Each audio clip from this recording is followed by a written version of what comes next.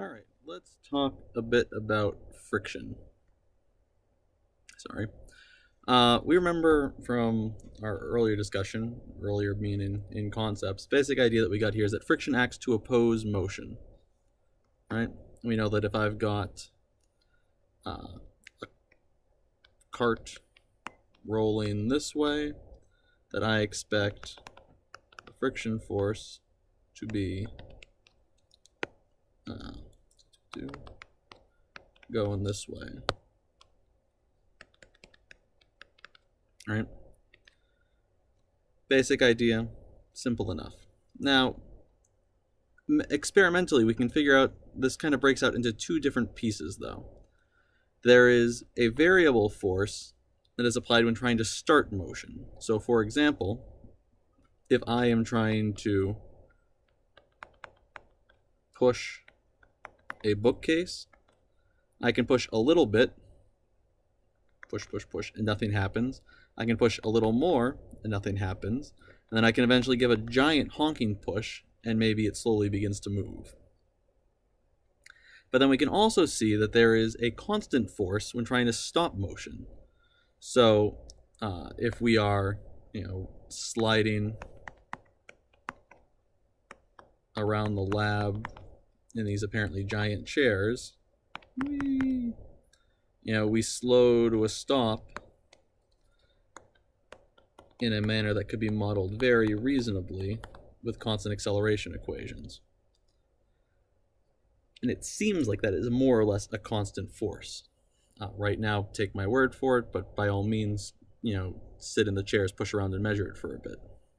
And so if we put this together, we get something that looks kind of like this. What we have here is the magnitude of the friction force applied to an object as a function of time. And so what I'm doing is just pulling harder and harder and harder.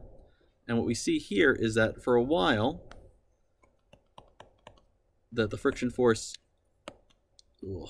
writing this hard, matches the applied force.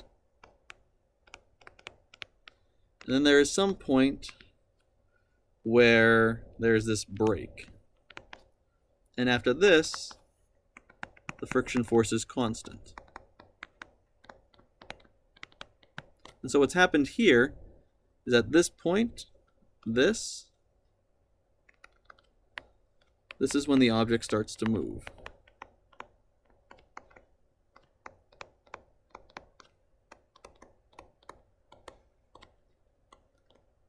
So clearly, friction has kind of two broad characteristics that we're seeing here. Some kind of friction that's applying when an object is static at rest.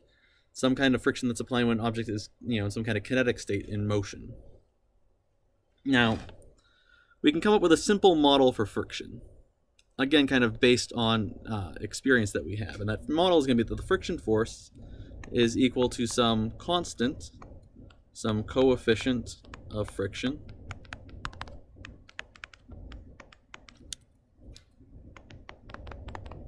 times the normal force.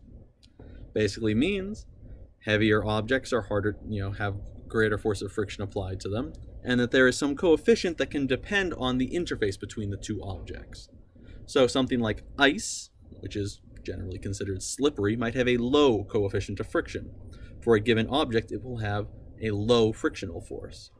Something that's rougher, like dirt or gravel, might have a large frictional force. Something that's sliding on that would stop rather quickly because the friction force expressed would be quite significant.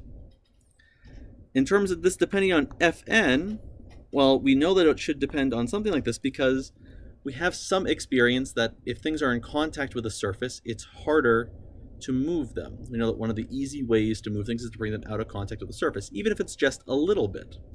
You can convince yourself of this by partially lifting. By partially lifting, I mean lifting without removing from the ground an object like a table or a desk. If you pick it up slightly, it becomes easier to slide along the surface. So this model captures a lot of that idea. But now we can make it a little more robust and try to get, this behavior that we're seeing here mixed in. So what we're going to say is that there is a static friction force that has some maximum magnitude. So this is some Fs max with some coefficient of static friction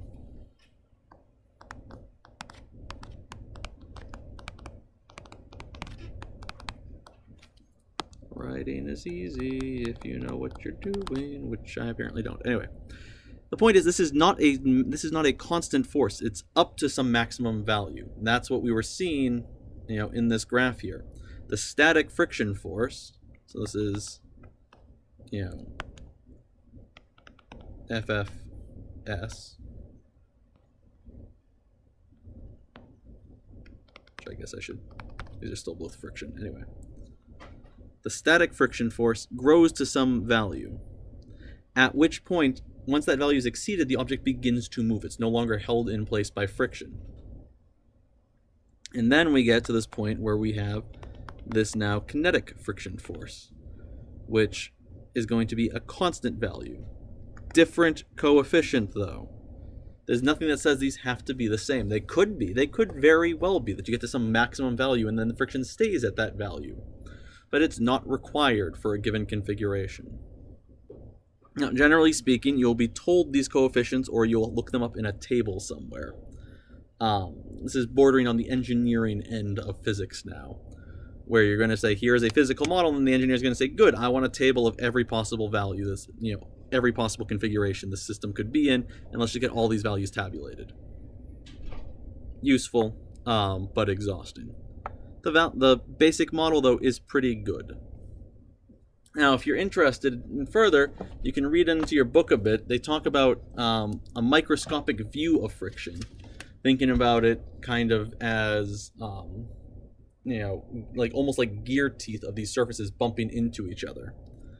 And so that, if they're locked in, that's what gets you this static friction model, where finally, once you get this maximum force, they come out of lock and start moving, and that bumping gets you this not quite constant but pretty much constant kinetic friction force.